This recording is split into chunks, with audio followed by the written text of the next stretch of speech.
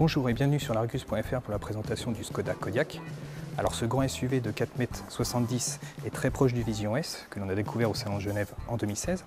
Alors son style donne une impression de robustesse et de qualité et c'est quelque chose qu'on le retrouvera sur les prochains SUV de la marque et notamment le futur Yeti. Et quelques éléments seront reconnaissables comme la calandre à double barrette, les phares à double étage mais aussi les arches de roue un peu rectangulaires. Mais c'est à l'intérieur que le Skoda Kodiaq séduit le plus. Alors première bonne impression quand on s'installe à bord du Kodiaq, c'est sa position de conduite. On est parfaitement bien installé. On a également affaire à une planche de bord plutôt bien faite, bien construite, bien finie, avec un style assez robuste comme on peut retrouver à l'extérieur du véhicule. L'autre point fort également chez Skoda, c'est l'ergonomie qui est toujours bien pensée. Donc ici on a un écran tactile de 9,2 pouces. On a les commandes de climatisation qui sont regroupées aussi.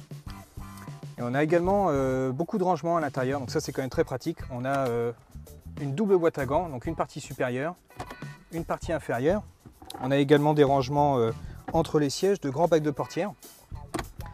Alors le point de détail aussi, c'est que le Kodiaq pourra bénéficier, mais alors pas tout de suite parce que c'est d'abord la Superbe qui en aura la primeur en 2017, c'est-à-dire d'une dalle numérique, comme le Virtual Cockpit chez Audi, ou également ce qu'on peut retrouver dans le nouveau 3008.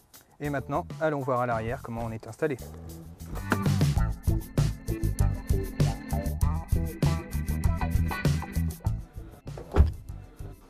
Alors à l'arrière également, on est très bien installé. Il y a beaucoup de place pour les jambes. Également une garde au toit qui est très bonne, de la largeur. Et puis le petit plus, c'est qu'on a une banquette glissante avec des dossiers qui s'inclinent. Donc là, pour faire une petite sieste, c'est parfait.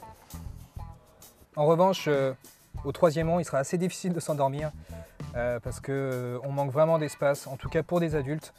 L'espace aux jambes est assez réduit, la largeur également, et puis on est assis beaucoup trop bas.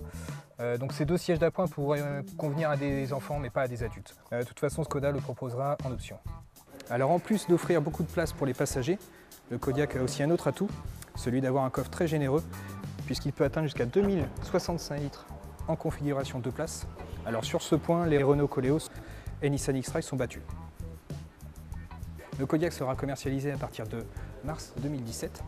Alors sa gamme se composera de 4 moteurs, 2 moteurs à essence, 2 moteurs diesel, avec 2 types de transmission, 4.2 ou 4.4.